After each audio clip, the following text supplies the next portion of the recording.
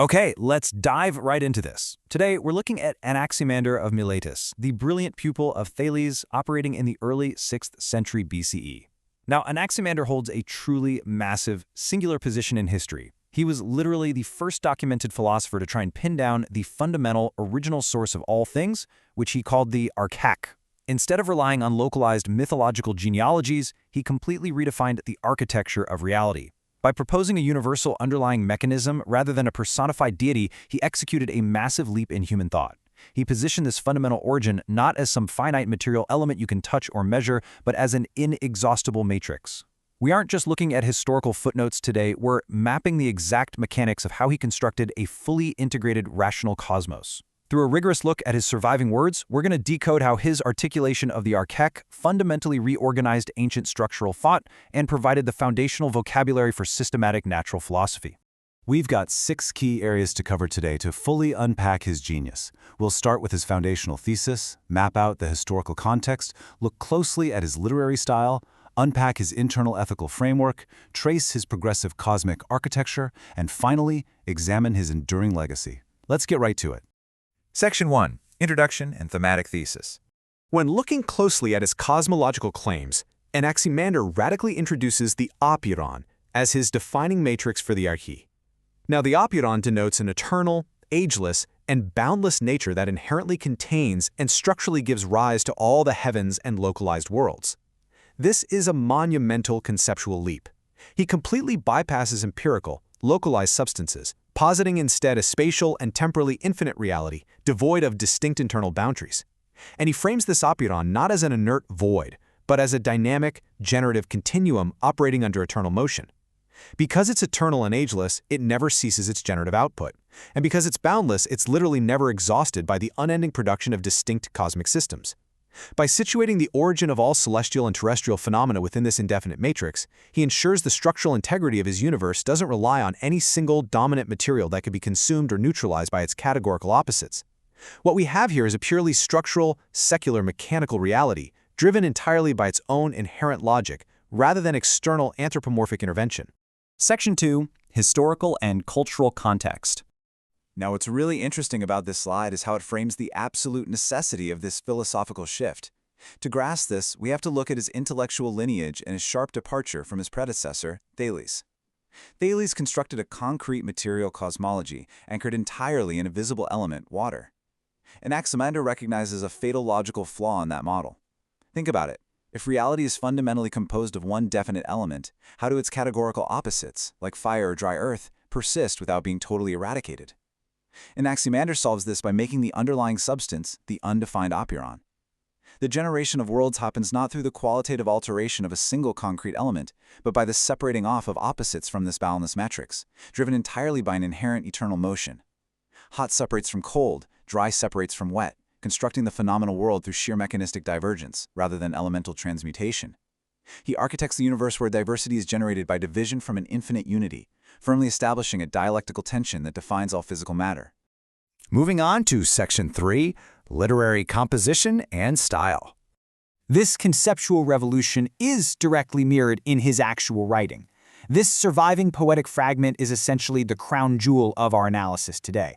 The phrase kata tin du chrono taxin, according to the order of time, governs the entire cyclical process of generation, continuous existence, and eventual destruction. Stylistically, Anaximander is operating at the absolute frontier of literary evolution here. He utilizes the rhythmic, authoritative cadence of traditional mythic poetry, but deploys it to establish a rigorously systematic, proto-scientific prose logic. The personification of time in this text isn't a mythological deity. Rather, it's an abstract, inexorable regulatory mechanism. Time serves as a universal magistrate, imposing structural limits on the expansion and dominion of any single elemental force.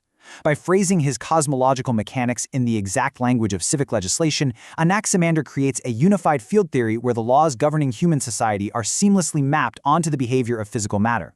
The text functions as a structural blueprint outlining a cosmos defined not by random chaotic collision, but by a strict, temporal jurisdiction that ensures perpetual equilibrium. Section 4. Ethical and Philosophical Framework. So the crucial point is how Anaximander explicitly maps human judicial concepts straight onto thermodynamics and physical states, When one element oversteps its boundary, say the intense heat of summer encroaching too far and causing a severe drought, this is explicitly categorized as a dikia, an act of structural injustice or imbalance. The text asserts that existing things must give dike and thesis, justice and reparation, to one another for the adikia.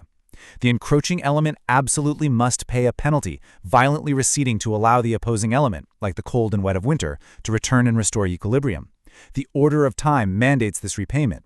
This is a staggering intellectual achievement. It's a rigorous ethical analysis embedded directly into physical cosmology. He's asserting that the physical universe is fundamentally moral in its mechanics. It's a self-correcting system where asymmetry is heavily penalized and balance is strictly enforced through an unending cycle of mutual restitution. Section 5. Progressive development of argument. Let's trace how this builds into his revolutionary model of the heavens. Anaximander maps the cosmos as a massive, beautifully proportional system. He places the Earth at the very center, conceptualized as an unsupported cylinder, kind of like the drum of a stone pillar.